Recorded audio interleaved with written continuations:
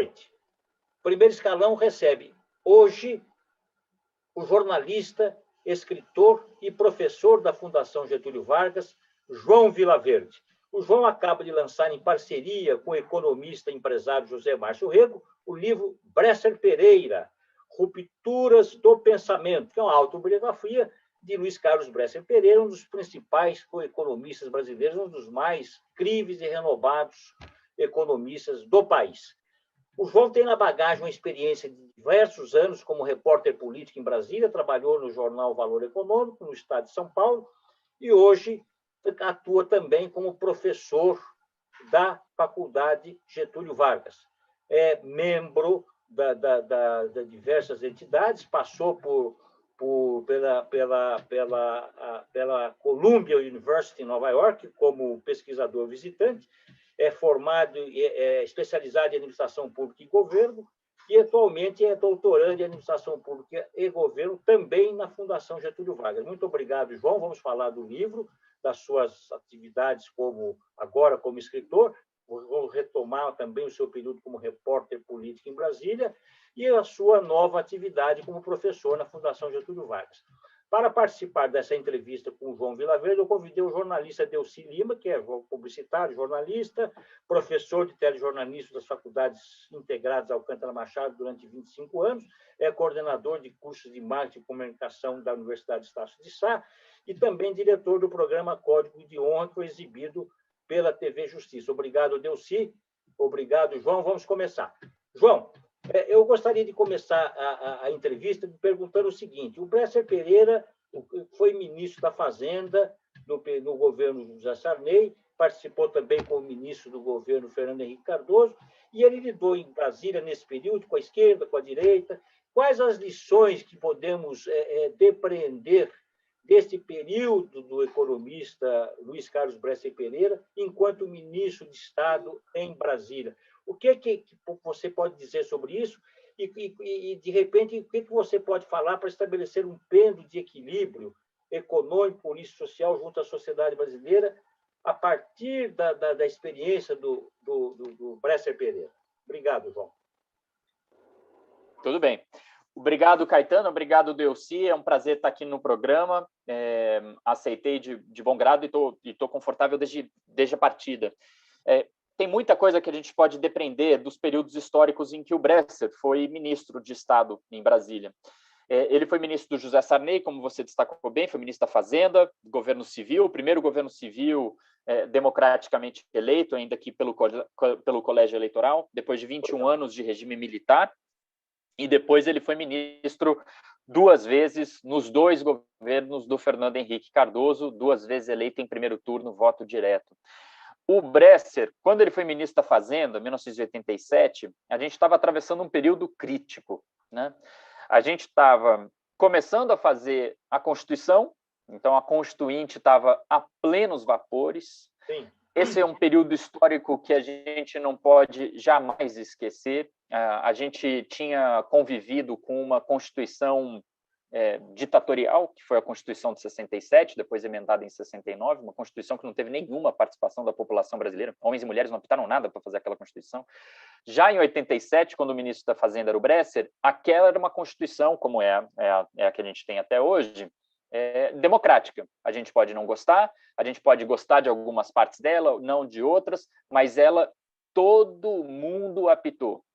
Confederações e federações empresariais, centrais sindicais de trabalhadores, organizações sociais, de médicos sanitaristas, de professoras e professores, todo mundo estava lá, de Partido Comunista ao PDS, que tinha dado ensejo à ditadura. Todo mundo que tinha uma voz se fez ouvir naquele período.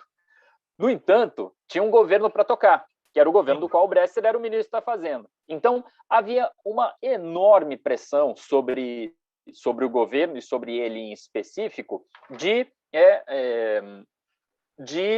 esquerda, de centro, de direita, todo mundo querendo uma parte do butim. E faz parte, democracia é isso. Então, ele sofria muita pressão para aumentar os gastos naquele período. No entanto, o país estava convivendo com quase hiperinflação, Não era possível aumentar os gastos. Ele queria, inclusive, fazer um ajuste fiscal. É sempre difícil fazer ajuste fiscal, mais difícil ainda em período de constituinte.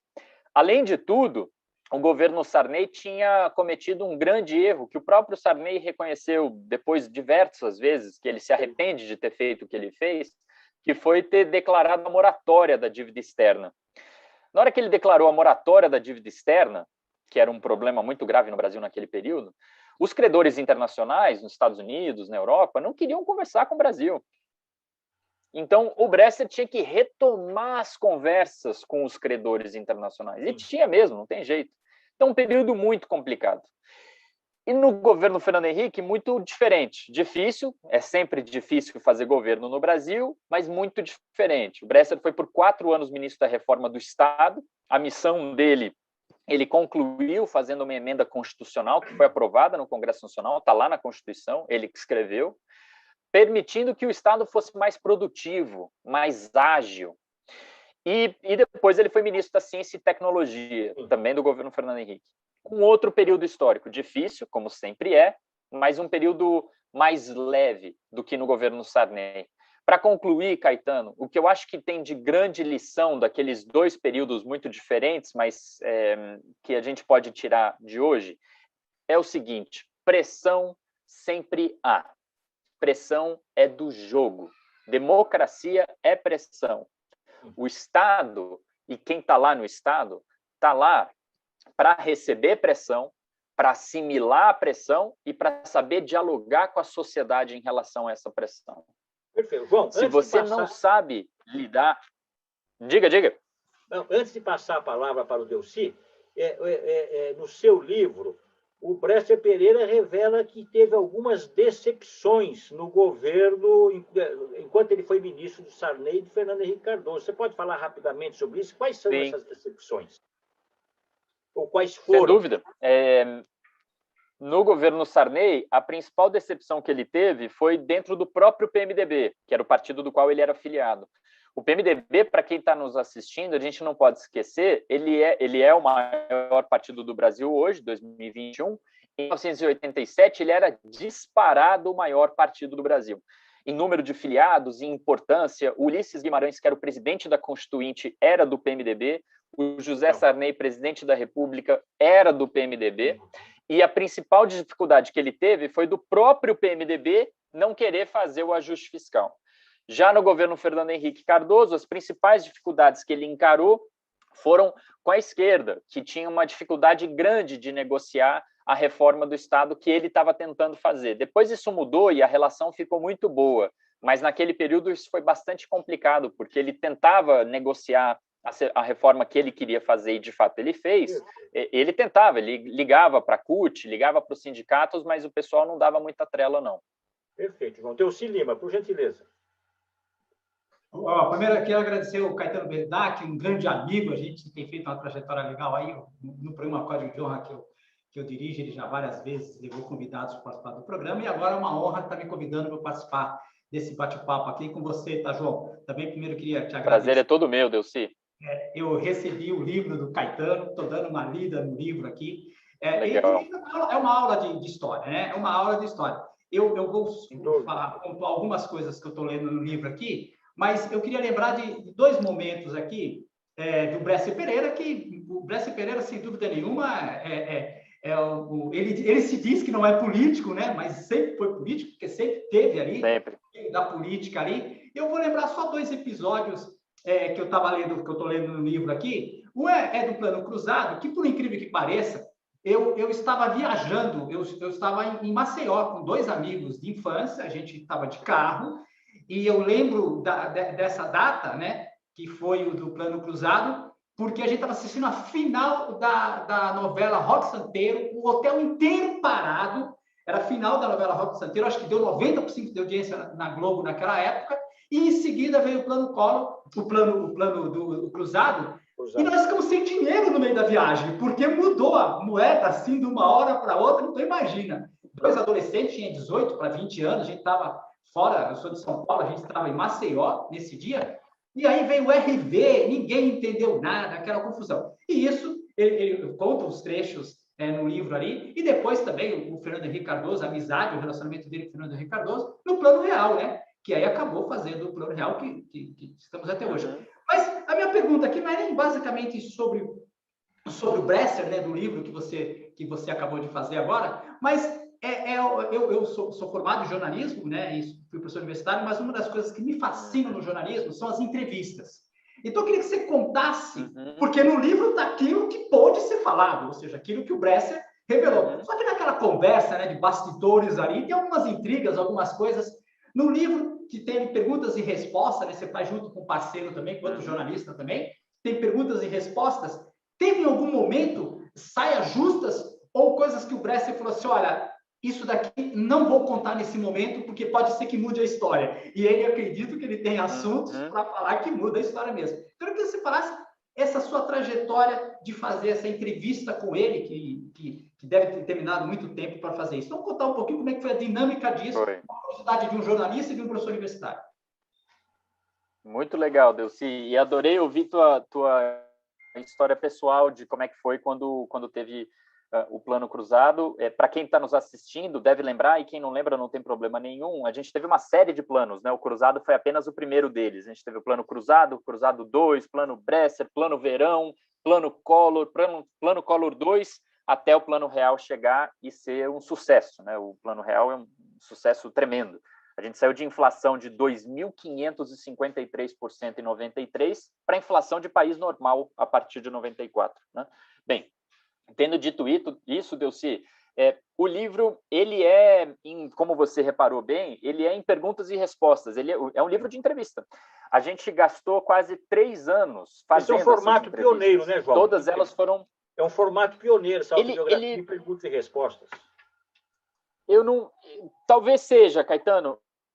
Eu acho que uma ideia que foi fundamental desse formato foi porque o meu coautor, o José Márcio Rego, professor da GV também, ele fez, pela Editora 34, que publicou o livro, alguns livros nos anos 90, infelizmente livros que ficaram... hoje você encontra em sebos, são livros importantíssimos, livros muito bons, chamado Conversas com Economistas Brasileiros. E esses livros, ele faz diversas conversas com diversos economistas brasileiros, perguntas e respostas. Então, a ideia veio dali de, assim, vamos emular esse formato, só que dessa vez específico ao Bresser. O Bresser completou agora 87 anos, tem uma trajetória riquíssima, a gente ainda deve falar mais sobre isso, você que manda, mas voltando ao ponto do Delcy, a gente abordou o professor Bresser em 2017 para tentar fazer esse livro, e o Bresser nos contou que ele tinha diversas vezes amigos e amigas dele falado, pô, Bresser, você foi ministro 3 vezes, para 2 presidentes, 40 anos de Pão de Açúcar, 60 anos como professor da GV, viajou o mundo, União Soviética, China, do Deng Xiaoping, você tem tanta coisa para contar, por que você não escreve uma autobiografia? E o Bresser sempre disse o seguinte, história para contar eu sei que eu tenho, mas eu não tenho tempo para escrever uma autobiografia, eu quero fazer outras coisas, né? Sim. E aí a gente falou, pô, Bresser, o jeito da gente fazer isso e esse é o ponto do Delcy, é fazendo entrevista. Você não vai precisar escrever, a gente vai fazer perguntas sobre a sua trajetória e você vai falar, e depois a gente decupa e organiza em temas, enfim, deu um trabalho imenso, né? Porque são 87 anos de história num livro de 400 páginas. Mas ficou menos trabalhoso para ele, porque ele não precisou escrever e organizar os pensamentos, ele respondia perguntas para nós, né? Claro que dá trabalho para ele, porque ele tinha que responder uma por uma e tal. Sobre temas sensíveis, ele cumpriu a palavra dele como sempre. Ele disse, vocês podem perguntar o que vocês quiserem. Pode perguntar o que vocês quiserem. E eu vou, na medida do possível, tentar responder e tal. Tiveram vários momentos sensíveis que a gente depois precisou decidir como é que faz e tal, porque ele que tinha que dar o sinal verde, né? As histórias são dele, pertencem a ele. E uma dessas histórias sensíveis é quando ele conta umas conversas dele com o Fernando Henrique, quando ele era ministro, Fernando Henrique era o presidente da República, sobre o Pedro Malan, colega do Bresser como ministro, foi ministro da Fazenda do Fernando Henrique, e é um momento sensível do livro que ele contou, está na entrevista, tá gravado, e a gente abordou para saber se sairia mesmo, e ele disse, manda ver, sinal verde. Então, foi uma coisa positiva desse processo todo, que tomou 4 anos da minha vida, de 2017, o livro está saindo agora, 2021, foi o fato do Bresser ter cumprido como ele falou. Vocês podem perguntar o que vocês quiserem, e o que eu falar vai sair. E assim foi, Delcy. Agora, o Bresser, João, ele no livro, ele reconhece que os governos petistas, me corrija se eu estiver errado, não reconhecem, não levam, não dão muitos créditos às ideias dele. Tem um desconhecimento sobre as ideias dele. Estou correto? Ele fala, ele revela isso no teu livro? Fala sim, Caetano. Porque o Bresser, desde que ele saiu do governo Fernando Henrique, ele saiu do governo Fernando Henrique no final de 99. Aí isso ele é muito ruim, não é? Eu vejo isso como um item, um quesito um pouco negativo nessa relação Bresser-Pereira e o Partido dos Trabalhadores. Ele deixa o governo Fernando Henrique no fim de 99, vai para Oxford e está sempre estudando, né? E aí ele volta para o Brasil no ano 2000 e volta para a GV. E a partir do ano 2000 ele começa a desenvolver essa teoria que ele deu o nome de novo desenvolvimentismo, que é uma oposição ao velho desenvolvimentismo dos anos 50, do Getúlio, do Juscelino e tal. Ele diagnostica aquilo como se fosse o desenvolvimentismo clássico. E o que ele está teorizando desde o ano 2000, então já tem 21 anos que ele está fazendo essa reflexão, ele chama de novo desenvolvimentismo. O governo do PT implementou uma estratégia de política econômica no primeiro mandato do Lula, que é idêntica ao do Fernando Henrique. É igual, sem tirar nem pôr. No segundo mandato do Lula, aí foi diferente. Foi quando sai o Antônio Palocci, entra o Guido Mantega, é quando ele tem uma mudança de pessoal mesmo, uma mudança de estratégia. E do segundo mandato do Lula, incluindo depois o governo Dilma Rousseff, a estratégia mudou. O Bresser chama aquela estratégia que o PT colocou de pé de social desenvolvimentismo. E o PT diz que é de novo desenvolvimentismo. A gente pode falar a diferença entre elas são bem diferentes, mas o que incomoda o Bresser é que o PT usou o termo que o Bresser usa para a teoria dele, por uma teoria que não é a dele. E aí fica parecendo que o governo do PT foi das ideias do Bresser, mas não foi. Então, eu acho que dá para definir bem os governos do PT entre o primeiro mandato do Lula, foi, do ponto de vista de economia, igual ao governo do Fernando Henrique, idêntico. Inclusive com as mesmas pessoas. O Joaquim Levy estava no governo do Fernando Henrique, continuou no governo do Lula. O Ilan Goldfein era o principal diretor de política monetária do Banco Central do Armínio Fraga, continuou no governo Lula. O Henrique Meirelles tinha sido eleito deputado federal pelo PSDB em 2002 e assumiu como presidente do Banco Central do Lula. Quer dizer, Marcos Lisboa, as pessoas eram mais ou menos as mesmas. E mudou no segundo mandato. O segundo mandato do Lula é bem diferente do primeiro mandato do Lula. Delcy, por favor. João, voltando aqui, eu agora como professor aqui, fui professor universitário durante mais de 25 anos na FIAN. Pois é, belíssima trajetória. E dei aula de telejornalismo, ou seja, ajudei a formar muitos profissionais aí, jornalistas aí. E a pergunta agora é você foi para Brasília e Sim. Em Brasília é complicado, né? Eu sempre disse para os meus alunos, João, eu sempre falava para os meus alunos, olha, para vocês serem um bom profissional de ao vivo, você tem que trabalhar com esportes, fazer reportagem em campo e ser repórter político. Se você conseguir fazer isso, você vai segurar qualquer programa, qualquer coisa ao vivo, porque são dois tipos profissionais completamente diferentes. O jogador de futebol, apesar que hoje ele tem media training, ele está conseguindo falar, mas você precisa tirar pedra do jogo dele. E o político é um ser à parte, né? Em Brasília, você pergunta o nosso amigo Lula, Maluf, que o diga quando você pergunta uma coisa, ele responde outra coisa, né? Então, eu queria que você contasse e essa experiência de você como repórter em Brasília, né? Aí a gente estava brincando aqui no começo da nossa transmissão de que em Brasília exige estar de terno e gravata, né? O repórter é diferente de campo ou de qualquer outra editoria, né? Essa sua experiência de Brasília te ajudou, e eu acredito que te ajudou bastante com esse livro que você fez e o outro livro que você fez sobre a Dilma também, As Pedaladas. Sim. Aí, né? Então, acho que essa aproximação com o poder E vamos, eu não sei, eu sou um leigo na área econômica, mas eu acredito que o Brasil tem formado muitos bons economistas, né? Você citou vários nomes, independentes, se o Guido era do PT, se não era do PT, se o Meirelles, hoje está no governo aqui do João Dória, mas o próprio Guedes, o Armindo Fraga, eu acho que nós temos bons nomes na área econômica, e lógico, você está na GV, que é a mãe ou o pai da economia no Brasil, aqui da formação, né? Então, eu queria que você falasse dessa sua experiência de repórter de campo e convivendo com essas personalidades que fazem o nosso dia a dia, né? Ou melhor ou pior, né? Uhum. Não, sem dúvida. Pô, só pergunta boa, Delcy e Caetano. Obrigado, Delcy. Os meus anos vivendo e trabalhando em Brasília foram absolutamente fundamentais. Marcaram a minha trajetória para sempre, e para sempre eu vou ser o que eu fui lá. Posso voltar a trabalhar em Brasília como jornalista, posso voltar a trabalhar em Brasília em algum governo, a vida está para ser escrita. Mas o período que eu vivi lá foi um período absolutamente fundamental para a minha trajetória e para a minha percepção de como que as coisas são, né? Brasília exige 100% das suas energias todos os dias. Não tem sábado e domingo em Brasília, porque o poder está em Brasília, e o poder não dorme nunca, porque se você dormir, alguém vai fazer o poder por você. Então, você trabalha 100% do tempo. Em Brasília combina também o top do top, em todas as áreas. Quem é deputado federal batalhou muito para ser eleito, porque é uma competição ferrenha em todos os estados.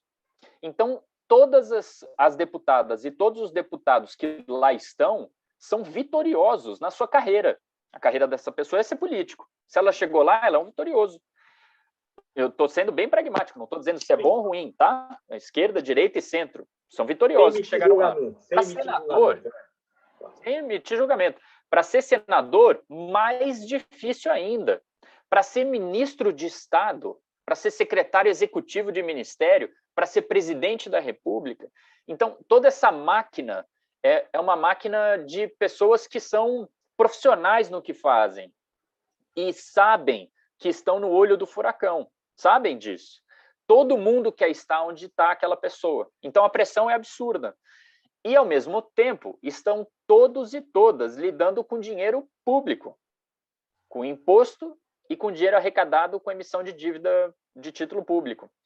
Então, é tudo muito sensível, porque a gente ficou com esses casos de corrupção e tal, com desvio de dinheiro público, mas muito mais importante do que isso são os gastos públicos, porque eles são muito mais volumosos, né?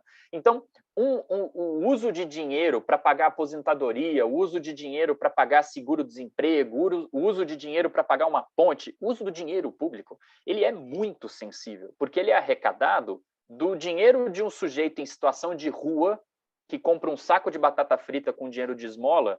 Uma parte daquele dinheiro que ele gastou, que ele não tinha, que ele ganhou de esmola, ele gastou, é dinheiro público que vai ser usado pelo Estado. Então, são pessoas muito importantes, à esquerda, ao centro e à direita, eleitas, a maior parte delas estão eleitas, né? Deputados, senadores e presidente, ministros não, e estão todos lidando com uma matéria sensível, que é o uso do dinheiro público. É sensível em qualquer país do mundo. Especialmente num país pobre e desigual como o Brasil.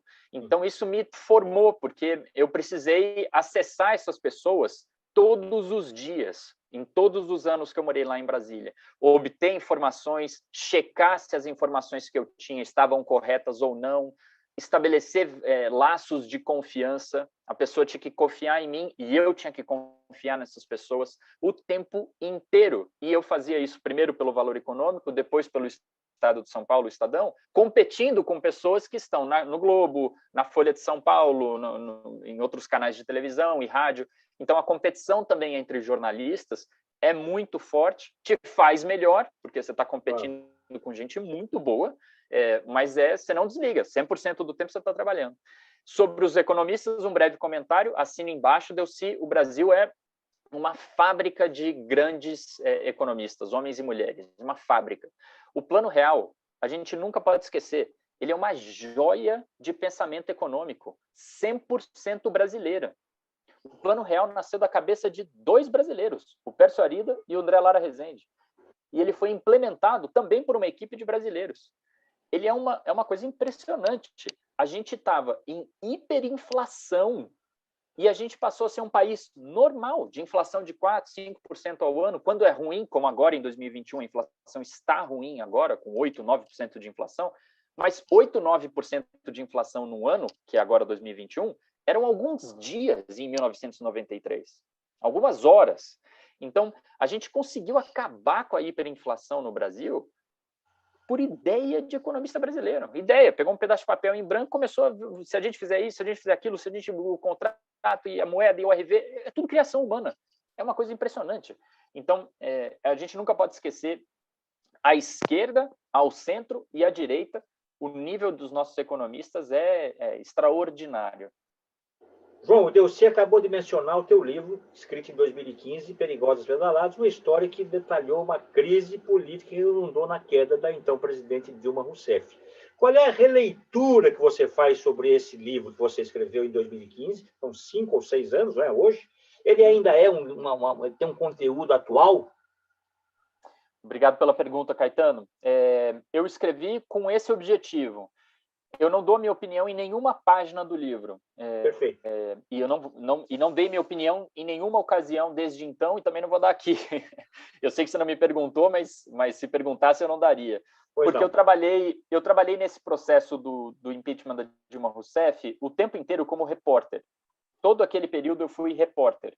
Eu não era pago para dar minha opinião. Esse é o papel de colunista e de comentarista, que depois eu fui exercer. No ano passado eu fui colunista da revista Época, aí eu era pago para dar minha opinião, aí é outra coisa. No governo Dilma Rousseff, eu era pago para dar informação. Eu era repórter. Reportar. Relatar e reportar. E a mesma coisa vale para jornalismo esportivo, por exemplo. Eu sou Botafogo. E falo isso tranquilamente porque não trabalho com jornalismo esportivo e nem nunca vou trabalhar. Nada contra, mas não é a minha praia. Se eu sou Botafogo. Se eu falo que o Flamengo jogou mal, por mais que eu olhe o Flamengo e falo que o Flamengo jogou mal, quem sabe que eu sou Botafogo vai falar, ele só falou que o Flamengo jogou mal porque ele é Botafogo. Ou o contrário, que seja. A mesma coisa vale para a política. Se as pessoas falam, o João é assim, ou o João é assado, toda e qualquer coisa que eu fizer vai ser lida neste diapasão. E isso é péssimo. Então, o livro que eu escrevi, o Perigosas Pedaladas, Caetano, a sua pergunta é ótima, porque ela permite falar sobre isso. Eu não dou minha opinião em nenhum momento. O que eu faço é trazer informação. A defesa da Dilma Rousseff disse isso, segundo o advogado-geral da União, que eu tive acesso pleno a ele. Uma pessoa da minha confiança, o advogado-geral da União no governo Dilma Rousseff. E, do outro lado, também, a acusação contra Dilma Rousseff, que queria e foi bem sucedida em tirá-la do cargo, dizia isso. E eu tinha laços de confiança com os dois lados. E o livro, então, portanto, eu suspeito e torço, claro, mas eu tenho viés, porque eu escrevi o livro, que ele permanece verdadeiro para quem tem interesse em entender melhor o que aconteceu ali. Quem quer formar a sua opinião. Peraí, o que aconteceu? Quem fez o quê? Porque o final da história todo mundo sabe, é que nem o Titanic. Você começa a assistir o filme do Titanic, você sabe que no final ele vai afundar. No governo de Dilma Rousseff, todo mundo sabe que no final ela vai cair. A questão é, como que aconteceu? Quem fez o quê?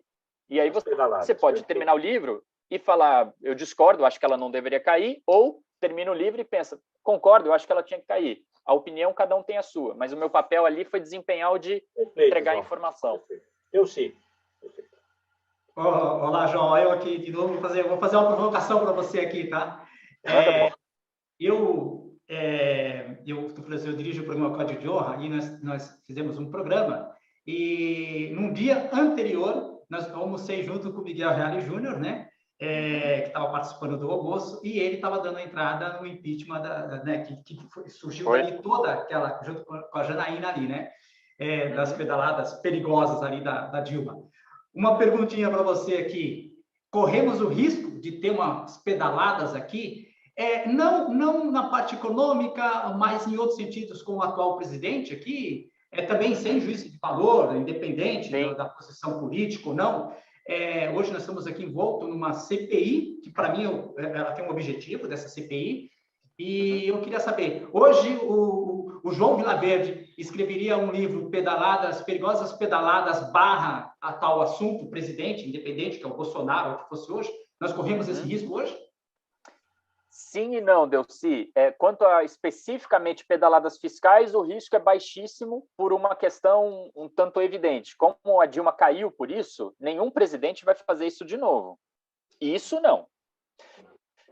Então, nesse sentido do sim e não, esse é o não. De pedalada fiscal, igual ao que aconteceu, nenhum presidente vai fazer. O Temer não fez, o Bolsonaro não está fazendo, e eu suspeito que seja o Lula, o próximo presidente eleito, seja quem for, pedalada fiscal não fará, porque compreendeu que aquilo não está certo.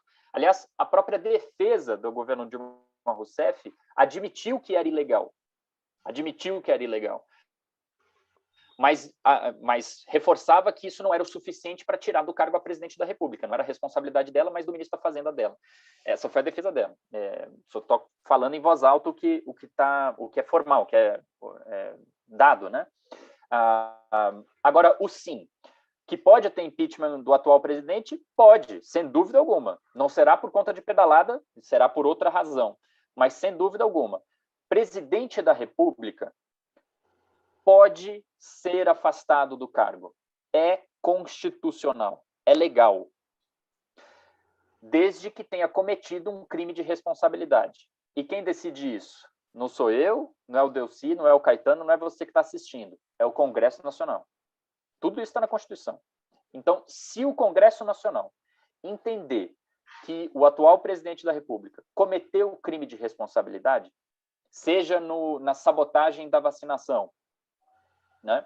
Seja em não usar máscara e promover a aglomeração social no meio de uma pandemia, seja o que for, se o Congresso Nacional entender que esses atos, ou outros que eu não tenha descrito, são crimes de responsabilidade e, portanto, passíveis de afastamento do cargo, ele pode e deve, de acordo com o Congresso, ser afastado do cargo. Quem decide é o Congresso e está na Constituição.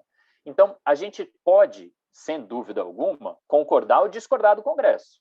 A gente pode olhar o Congresso Nacional, afastar o Fernando Collor da presidência da República por conta de um Fiat Elba e falar, eu não concordo com isso. Pode, todo mundo tem esse direito de discordar do Congresso Nacional. No entanto, o que o Congresso Nacional fez com o Collor, o que o Congresso Nacional fez com a Dilma e o que o Congresso Nacional pode fazer com o Bolsonaro é absolutamente constitucional, é legal. O Congresso pode fazer isso. O que não pode é a sociedade ou tanque tirar presidente eleito. Isso não pode, mas o Congresso pode. Perfeito. Bom, voltando à autobiografia do Luiz Carlos Bresser Pereira, eu gostaria que você falasse um pouco sobre o papel protagonizado pelo Bresser Pereira no Grupo Pão de Açúcar. Ele trabalhou no Grupo Pão de Açúcar, foi sócio do Abílio Diniz. O que representou a presença do Bresser Pereira no Grupo Pão de Açúcar? Qual foi a importância do papel que ele desempenhou durante décadas no Pão de Açúcar? Ótima pergunta também. Todas as perguntas, Caetano e Delcy, muito boas. Obrigado. Sobre o Pão de Açúcar, o Bresser foi por mais de 40 anos sócio do Abílio Diniz no Pão de Açúcar e o Abílio já deixou, inclusive, registrado para a história que as duas pessoas mais importantes para a história do Pão de Açúcar são ele e o Bresser, que ele chama de Luiz Carlos, né? Porque eles são amigos há muitos anos. O Bresser ele entrou para o Pão de Açúcar em 1962, finalzinho de 61, começo de 62, o Pão de Açúcar tinha uma loja, um mercado só, e estava prestes a abrir a segunda loja quando o Bresser foi chamado, e o Bresser foi chamado pelo Abílio, que foi aluno da Fundação Getúlio Vargas, não aluno do Bresser, mas aluno da Fundação, e ele foi chamado pelo Abílio porque o Bresser sempre teve essa agilidade de pensamento, e ele falou, me ajuda a divulgar, me ajuda a ter ideia de como é que a gente divulga a abertura da segunda loja. O Bresser fez esse trabalho pontual, a segunda loja abriu, foi um sucesso, o Abílio gostou, eles se deram bem imediatamente no campo pessoal, e a partir de 63 ele é convidado formalmente a fazer parte do Pão de Açúcar e aceita. E de 63 até pouquíssimo tempo atrás, até o comecinho da última década, até os anos 2011, 2012, o Bresser trabalhou no Pão de Açúcar. Ele só deixou o Pão de Açúcar quando foi ministro de Estado, claro, porque aí é conflito de interesse. Quando ele era ministro de Estado, ele não fazia parte do Pão de Açúcar. Perfeito. Tirando essas oportunidades oportunidades, foi lá. E eu acho que é digno de nota, Caetano, também dentro da sua pergunta, o episódio do sequestro do Abílio. O Abílio Diniz ele foi sequestrado. Sem dúvida, me lembro muito bem desse período, desse episódio. Pois é, ele foi sequestrado por criminosos, né? No final de 89, bem na época do segundo turno das eleições entre o Collor e o Lula. E ninguém sabia onde estava o Abílio, ele ficou num endereço incerto e tal. Quando descobriram, a polícia descobriu onde é que estava o Abílio, foi o Bresser que foi negociar, e isso transmitido ao vivo nas televisões, com os sequestradores, no dia do segundo turno, 17 de dezembro de 89. E o Bresser ficou lá, com os sequestradores apontando arma para ele, apontando arma para o Abílio, ele negociou, e depois foi com eles no carro da polícia até a delegacia para garantir que o que eles tinham combinado seria cumprido. De fato foi, e ele ajudou na liberação do Abílio. Terminou tudo isso, ele ainda correu para uma cabine de votação para poder votar, porque era o dia do segundo turno e naquela época se votava em papel, uma loucura. Imagina, a gente ficou dias contando, imagina voltar a fazer isso agora. Mas enfim, é isso. Eu sei. João, vamos lá no livro todo, né? Eu falei assim, eu adoro esse tipo de entrevista, né? Eu falei assim, que eu acho que a minha parte do jornalismo que mais me fascina é a entrevista, e principalmente quando deixa essa oportunidade. E ali o Bresser, ele em todo momento, ele nos relatos dele, né? Em algum momento foi professor, não foi professor formal, mas foi um professor. Mas eu estou falando assim, às vezes ser professor, as pessoas às vezes confundem ser professor aquele que vai para a sala de aula, que fica ali na sala de aula todos os dias. E não, o professor somos nós que estamos aqui nessa live, quem está aprendendo com o seu posicionamento, com as suas questões, do Caetano, que foi um excelente... Todos nós.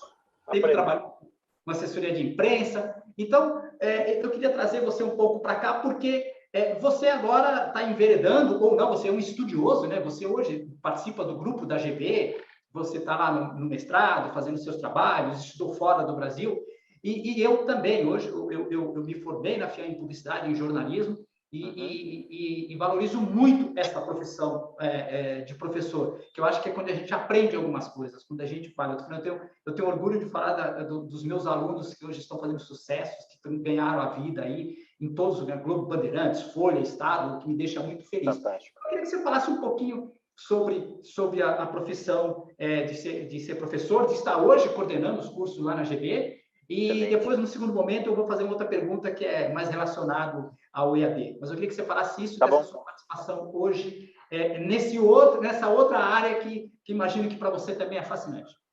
É totalmente fascinante, Delcy. Eu concordo totalmente contigo. É fundamental, né? A gente está falando de uma carreira de professora e de professor que é o que forma a nossa vida, né? Eu sou pai de uma criança pequena que está voltando a frequentar a escola agora, e ele já tem lá a professora dele, assim como nós tivemos. A gente tem uma das grandes vitórias da redemocratização do Brasil foi colocar todas as nossas crianças na escola. Tanto que o nosso problema é outro, é de dar qualidade para o ensino, mas na escola todas estão. Não era verdade quando a ditadura militar acabou, né? A maior parte das crianças não ia para a escola. Então, ter professor forma a nossa vida, forma o nosso caráter. A gente, desde os tempos iniciais, de 3, 4 aninhos de idade, a gente tem uma professora para olhar, tem um professor para ver. E aqueles de nós que têm a oportunidade de fazer um ensino superior, desse que o Delcy acabou de mencionar, aquele professor, foi por 25 anos professor lá, agora eu estou começando a minha trajetória como professor na graduação da GV. Aqueles de nós que têm a chance de terminar o ensino médio e ir para o ensino superior, continua tendo acesso a professoras e professor. Depois, se você vai fazer um mestrado, e depois, se você vai fazer um doutorado, dependendo da nossa trajetória e das nossas circunstâncias, nem sempre é possível, a gente está sempre diante de professoras e professores. O nosso aprendizado é infinito, né, João? Nunca termina. É infinito, é interminável. E todos aprendemos a ser professores, se a gente quiser aprender.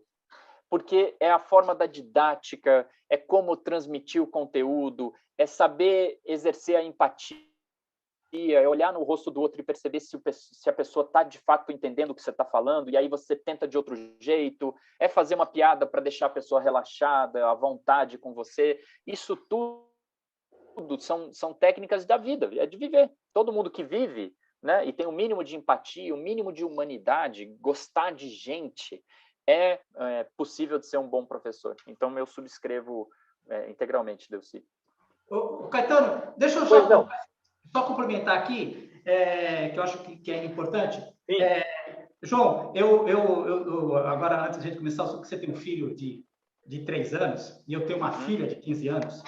A minha filha de 15 anos, ela fica no quarto dela estudando lá, não vem me pentelhar aqui, né? Porque ela já consegue disseminar, já consegue ter o conhecimento e tal. E por que eu estou falando isso? Porque essa pandemia está trazendo para a gente um novo mundo.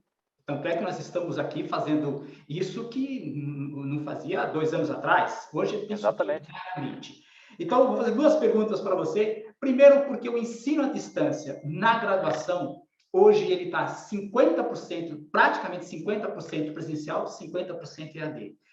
Até aí, tudo bem, não vejo problema nenhum, porque, por exemplo, no curso de mestrado lá da GB também tem a distância, só que é um público completamente diferente, são pessoas que têm tecnologia, que têm informação. A GV é uma faculdade cara, então você pode ter o equipamento, tudo. E numa das lives que eu assisti sua, você fala exatamente sobre isso, do brasileiro, daquele que não tem nem um celular, não tem nada para assistir uma aula.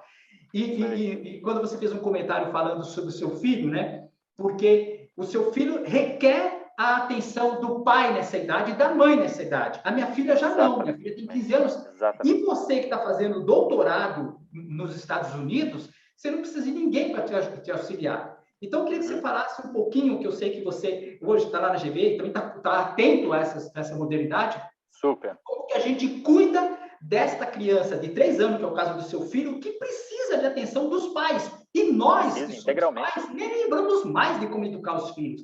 Como é que a gente vai resolver esse problema na educação básica? E depois, eu acho que a graduação e a pós, os professores vão aprendendo a dar aula também. É diferente de quem está na graduação aqui. Então, eu estou fazendo essa pergunta porque numa das vezes você falou do seu filho, que às vezes você tem que cuidar da casa, a sua mulher tem que cuidar da casa, e tem que dar atenção para o filho que está estudando também. Tem que fazer, não tem jeito. Exatamente. Pergunta muito sensível, Delcy. Obrigado novamente. Eu acho que tem 2 coisas aí. A primeira, sobre ensino superior, veja, 2 anos atrás a gente não fazia o que a gente está fazendo aqui hoje. Mas 2 anos atrás já existia Zoom, já existia Google Meets, já existia YouTube. 2 anos atrás a gente já poderia fazer isso aqui, mas a gente não fazia. Não fazia. Ninguém fazia. Ninguém fazia. Tudo isso já existia, mas ninguém fazia. Agora, eu acho que o que a pandemia faz é acelerar algumas coisas. Então, a gente naturalmente migraria para uma coisa de uma conversa entre adultos, uma aula de ensino superior, um programa de televisão. Você não precisa trazer uma pessoa, um entrevistado ou entrevistada que está em Fortaleza, você não precisa pagar passagem aérea, hotel para ela ir para São Paulo para então gravar o programa e depois ela volta para Fortaleza. Já pode fazer agora, como a gente está fazendo. Isso é muito bom. Isso é muito bom. Porque gera o conteúdo. Um jovem de 17 anos que pode fazer o curso de graduação em administração pública da GV de São Paulo sem precisar sair da casa dele em Rio Branco, é maravilhoso. É maravilhoso. Você não rompe laços familiares. Se ele passou no processo, ganhou a bolsa ou tem condições de pagar, isso vale para a USP, vale para tanto faz. Federal do Rio Grande do Sul. O conhecimento agora está distribuído nacionalmente do ponto de vista de ensino superior, e isso é fabuloso. Já estava disponível 2 anos atrás, mas a gente não usava. Agora a gente está usando. Então, a pandemia, nesse sentido, ela acelerou a roda da história. A gente ia chegar lá, mas agora a gente foi forçado a chegar lá. Então, chegamos. Esse lado eu acho muito legal. Mas tem o outro lado, que é o lado das crianças. Veja, segundo o IBGE, e isso não sou eu, isso aqui é IBGE, se você que está nos assistindo, jogar no seu buscador, no Google, 60 milhões de brasileiros e brasileiras jamais tiveram acesso à internet. 0. A gente está falando de 60 milhões de pessoas. O acesso 0. O que quer dizer? que na hora em que escola fecha, na hora em que a gente... E no começo da pandemia tinha que fechar. Fechou no mundo todo. Fechou em Londres, fechou em Paris, fechou em São Paulo. Tem que fechar. Você não sabia, o vírus é novo. Depois que passou isso, e a gente já descobre tantas coisas, escola tem que estar aberta. Ensino à distância não funciona para criança. Eu falo isso como pai e falo isso como alguém que lê sobre isso. Não funciona. Funciona para a filha do Delcy, que tem 15, que ela não é mais uma criança. Para jovem, ensino à distância funciona perfeitamente. Pode ser chato, de vez em quando é bom ter um contato com as pessoas, sem dúvida alguma. Mas para criança de 4, 5 anos, vai ficar olhando a professora fazer gracinha no computador? Não dá. Fora que não tem computador para 60 milhões de pessoas. Não tem Wi-Fi, não tem internet, não tem. Então, isso é uma coisa que escancara a desigualdade que tem no Brasil. Pandemia é difícil na Dinamarca. Pandemia é ainda mais difícil no Brasil, porque nós somos um país pobre. A pandemia nos lembra o quão pobre nós somos, o quão desiguais nós somos. Nós temos 14 milhões de pessoas que estão... O quão despreparados estamos, né, João? Para lidar totalmente despreparados. Então, esse papo que a gente às vezes vê de algumas vozes na sociedade brasileira falando, mas tem que ter homeschooling, inclusive falando em termo em inglês, é um disparate, é totalmente descolado da realidade brasileira. Uma coisa é ensino superior, ou mesmo ensino médio, para quem tem a chance de usar Wi-Fi e computador, para quem tem 15, 16 anos de idade, funciona perfeitamente. A cabeça já está formada, você já sabe fazer tudo, isso, aquilo. Se você tiver dor de barriga, você sabe resolver sozinho. Agora, se você tem 4, 5 aninhos, se você tem 7 aninhos, você está sendo alfabetizado, você está aprendendo a escrever teu nome, não dá. Simplesmente não dá. Então, esse é um problema que está muito mal resolvido e a gente não vê nenhum debate nas autoridades, especialmente na autoridade federal, nesse sentido. E é uma crítica que tem que ser feita, a gente não pode ignorar. A gente não está, hoje no Brasil, debatendo educação de qualidade e como fazer as crianças que estão fora da escola estarem na escola e aprenderem. A gente está debatendo escola sem partido, religião, isso não tem nada a ver com escola, isso tem nada a ver com escola. João, no livro, vocês usam, né? Você, o José Márcio Rego, o professor Luiz Carlos Bresser Pereira, vocês usam o termo ruptura. Por que ruptura? O que vocês querem dizer com esse termo, rupturas do pensamento, que é cessamento, descontinuidade? Qual é a importância deste termo no título do livro? Excelente. É uma ideia do próprio Bresser, como sempre. É uma das pessoas mais criativas com quem eu já tive contato pessoal, é impressionante. E, aliás, é importante dizer, esse livro também foi fundamental ter sido todo feito antes da pandemia, porque as entrevistas foram todas presenciais. Eu e o Zé Márcio em frente ao Bresser, na casa dele, fazendo pergunta. É o tipo de coisa, quando você vai acessar a memória, você vai contar histórias do passado de uma pessoa, qualquer que seja essa pessoa, o digital é um pouco mais complicado. Para esse tipo de conversa que a gente está tendo aqui, o digital é maravilhoso, mas quando a gente vai falar de vida íntima, vida particular e outras coisas do passado, você tem que estar junto. A energia humana tem que estar junto. É presencial. Então, tendo dito isso, esse termo veio do Bresser, o Rupturas, e vem da trajetória dele. Quando ele, Pércio Arida, André Lara Rezende, Edmar Baixa, Pedro Malan e outros economistas começaram a falar de inflação inercial, era uma ruptura. Ninguém falava disso. O Brasil tinha um problema de inflação no governo militar, os presidentes militares e os seus ministros não tinham a menor ideia de como resolver aquilo. E aí, de repente, um grupo de economistas da GV de São Paulo e da PUC do Rio de Janeiro começou a estudar aquilo e falar, isso aqui é uma inflação inercial, e aí a gente tem que fazer isso, e para resolver vai precisar fazer isso, ou não, vai ter que começar a discordar e tal, isso, aquilo. É uma ruptura de pensamento, é um jeito novo de pensar. Agora, quando ele fala do novo desenvolvimentismo, é uma nova ruptura. Ele pode estar certo, ele pode estar errado, mas é uma ruptura, ele tá oferecendo um jeito novo de pensar sobre um problema colocado, que é o fato da economia não estar crescendo no Brasil há muitos anos. Ele está oferecendo uma ideia, é uma ruptura. Então, a ideia da ruptura do pensamento vem disso, de ele está sempre ou parte de um grupo, como foi o grupo da inflação inercial, ou agora mais sozinho, e aí depois outros economistas, homens e mulheres, se associando a ele, com o novo desenvolvimentismo, mas são rupturas, ele está oferecendo mudanças na forma de pensar, esteja ele certo, esteja ele errado, só botando em prática para saber. Antes de passar a palavra para o Delcy, qual foi o papel do José Márcio Rego, João, nesta parceria com você na elaboração, na implementação desse livro? Qual foi a participação efetiva do professor José Márcio Rego nessa obra? Caetano, o Zé Márcio sem ele não teria esse livro. Ele, inclusive, é um cara que... É importante falar sobre ele. Vocês tem que falar. Ele fizeram essa parceria muito bem alinhada, coordenada. É importante dizer qual foi o papel do professor Rego. Perfeito, Caetano. Perfeito. Muito, muito generoso da sua parte. Me permite falar um pouco do Zé Márcio. O Zé Márcio foi absolutamente fundamental para esse trabalho. Sem ele, não teria o livro. Ponto final. Eu poderia parar aqui. Sem ele, não teria o livro. O Zé Márcio, ele é um amigo do Bresser há muitos anos. Ele foi aluno do Bresser na GV. O Zé Márcio, a graduação original dele é administração pública. Ele foi aluno do Bresser no final dos anos 70. E desde então, ele é próximo do Bresser. Eles são amigos pessoais, né? Sim. Eu acabei construindo essa amizade com o Bresser durante a produção do livro, mas no começo do projeto eu não era. Era uma relação de fonte e jornalista. Eu ainda estava terminando eu tinha acabado de sair, fazer esse pit stop, que já está durando 6 anos do jornalismo. Eu acho que um dia eu vou voltar, mas eu tinha acabado de voltar de Brasília, eu tinha acabado de deixar o Estadão, então eu ainda estava muito jornalista, eu já tinha entrevistado o Bresser outras vezes, 100% como jornalista, e o Zé Márcio ofereceu essa candura, né, essa proximidade de amizade.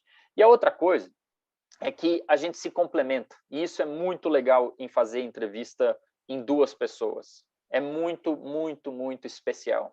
Especialmente quando são 2 pessoas que se complementam, né? Porque o tipo de pergunta que eu fazia era muito diferente do tipo de pergunta que o Zé Márcio fazia, e obviamente vice-versa.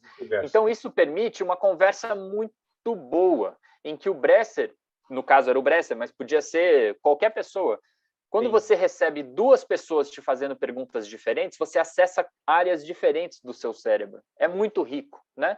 É claro que entrevistas como o do saudoso Geneton Moraes Neto são maravilhosas. Grande jornalista. Grande Geneton, Roberto Dávila e tantos outros que fazem entrevistas sozinho. Eu também fiz incontáveis sozinho. Faz parte de fazer entrevista sozinho. Mas se você puder fazer em dupla, eu acho que dupla é o limite. 3 já começa, parece uma coisa meio inquérita. Pegando carona na sua colocação, é a primeira vez que eu faço o programa com o Delcy. Estou sentindo uma excelente sintonia com o Delcy. Funciona bem, exatamente. As perguntas se complementam, as perguntas que o Caetano faz são de um jeito, as que o Delcy faz são de outro. Exatamente. E o papo flui muito melhor. Muito melhor. É muito fluido. Fica fluido. A gente viu isso historicamente pelo programa Roda Viva, por exemplo, que é filho da redemocratização do Brasil. E que você já fez algumas vezes, que eu já tive lá. Participei algumas vezes, tive honra de fazer lá. O Roda Viva é de 86, a redemocratização é de 85. Eles nasceram juntos. E o Roda Viva é isso, são diferentes homens e mulheres fazendo pergunta para a mesma pessoa. E sempre vem coisa diferente. Então, eu e o Zé Márcio fizemos essa parceria. Ele é um amigo do peito e ainda temos outros projetos juntos aí para fazermos. Delcy, vou pedir para você fazer uma pergunta breve, vão responder também com brevidade, que o nosso tempo está terminando. A palavra é sua, Delcy, por favor. Então, João, só para a gente fazer essa ruptura aqui, né? Que você essa ruptura, exatamente. Você sai do jornalismo excelente. E está se aventurando, não, que já você fez o outro livro, Perigosas Pedaladas, né? Eu queria que você, só para uma curiosidade minha, que eu acabei de fazer um livro agora, também lançar um livro, e eu gosto de falar do meu livro, né? Eu acho legal. O Caetano participou até de uma live que eu fiz agora falando do meu livro. Então, eu queria que você fizesse uma avaliação dela, porque, sem dúvida nenhuma, eu acho que, como eu disse, eu gosto disso da entrevista. Eu acho que ter passado esse período com o Bresser aí, que é um cara que tem muita história para contar, mas o resultado final, como é que você está vendo isso? Eu estou lendo o livro, né? Eu não li todo o livro ainda, eu estou dando uma folhada. 400 páginas, impossível ler esse livro com não tem como ser rápido, capacidade de absorção em menos de uma semana. Difícil. Não tem como. 400 páginas, não tem como. Acho que é um mês de leitura, João. E eu tô encantado, João, com o livro, por quê? porque muitos dos episódios, eu estou com 58 anos, faço agora, segunda-feira que vem, 59 anos, muito dessa parte que está no livro, eu vivenciei, então eu conheci algumas coisas, relembra, né? Traz assim, você fala, nossa, e é legal porque você acaba falando, então foi por isso que aconteceu essas coisas, né? Então é interessante. Então eu queria que você fizesse aqui a minha pergunta final, agradecer a sua participação aqui, um prazer conhecer você aqui. Um prazer é todo meu. Você falar dessa sua ruptura e indo para o livro e o resultado, como é que você está vendo isso, com a opinião das pessoas aí, dando um feedback do final do livro, tá? Muito obrigado, Delcy. Foi um prazer participar desse programa com o Caetano e contigo. Foi gostoso do começo ao fim. Delcy, eu acho que a gente está vivendo um período de transição no país, né? No começo desse ano saíram as memórias do Fernando Henrique Cardoso, que completou 90 anos de idade. Agora, as memórias do Bresser, que está com 87. Nós estamos num período que é óbvio que é uma coincidência, a gente não sabia que o Fernando Henrique estava trabalhando as memórias dele e estava para sair na mesma época. Mas a gente está num período em que a gente está massacrado, né?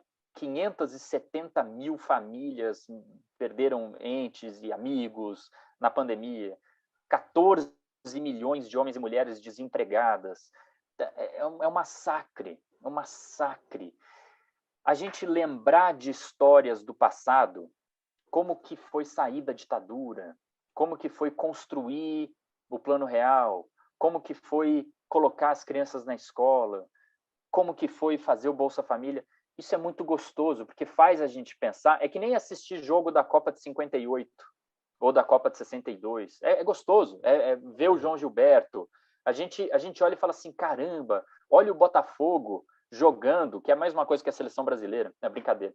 Mas dá uma grande alegria você ver o João Gilberto tocando violão, ver o Tom Jobim tocando piano, ver a seleção brasileira campeã da Copa. E é uma grande alegria também lembrar que o Brasil venceu a ditadura militar, que o Brasil venceu a hiperinflação, que o Brasil venceu as crianças não estarem na escola, agora elas estão. É uma grande alegria lembrar que a gente tem episódios de política bem-sucedidos no país, que política não é só roubalheira, que isso é uma besteira. A minoria está envolvida em falcatrua. É que a gente presta muita atenção na minoria. A gente é bom. Eu acho que livros de memória são importantes porque a gente tem pouco, a gente lembra pouco das coisas. A gente lembra da nossa vida. Como que foi a minha infância, onde que eu estava quando isso aconteceu, tal. Mas de memória nacional, isso é muito importante e a gente tem que exercer. Como disse o Delcy no início da entrevista, é uma aula de história esse livro. É uma grande aula. Obrigado, Caetano. Não é verdade? João, antes de terminar, eu gostaria que você informasse para quem está nos assistindo como adquirir o livro, onde adquirir. Legal. Muito falar sobre isso. Excelente. Obrigado, Caetano.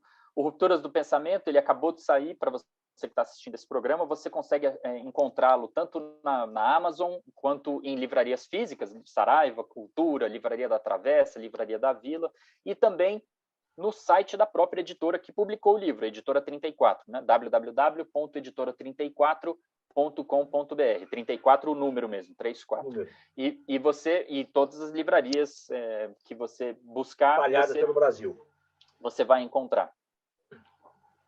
Perfeito, João. Delcy, eu quero agradecer a sua participação nessa conversa que eu reputo como formidável com o jornalista, escritor e professor João Vilaverde. E, João, eu agradeço muito a você pela entrevista, por ter atendido o nosso convite. Sua entrevista foi muito rica, muito informativa. Repito as palavras do Delcy, a sua entrevista também foi uma aula histórica, política, econômica e também de jornalismo, de reportagem. Muito obrigado, votos de sucesso na sua nova empreitada, que o seu futuro seja alvissareiro, auspicioso, e vamos nos encontrar. Também quero cumprimentar o professor Bresser Pereira, que ele precisa ir para o Guinness Book. 60 anos dando aula na GV, isso é um recorde, eu acho que único. É impressionante, impressionante. Mas ele está mais tempo dando aulas na GV que o Delcy tem de idade, que vai fazer 58 anos. É impressionante, é isso mesmo, exatamente isso. Não é, João? Caetano. Muito obrigado, cumprimento o professor Bresser Pereira pela sua contribuição para a sociedade brasileira e retorquive essa contribuição espetacular, positiva. Obrigado, João. Suas considerações finais, por gentileza. Muito obrigado, Caetano, grande Caetano Bedak, referência. Muito obrigado, Delcy Lima. Foi um prazer te conhecer pessoalmente. Eu adorei a conversa e estou à disposição de vocês. Eu vou precisar sair correndo, literalmente, para atender meu filho aqui no fundo. E foi um prazer fazer parte desse programa e desse bate-papo. Obrigado. Obrigado, João Vilaverde. Primeiro Escalão volta na próxima semana. Boa noite.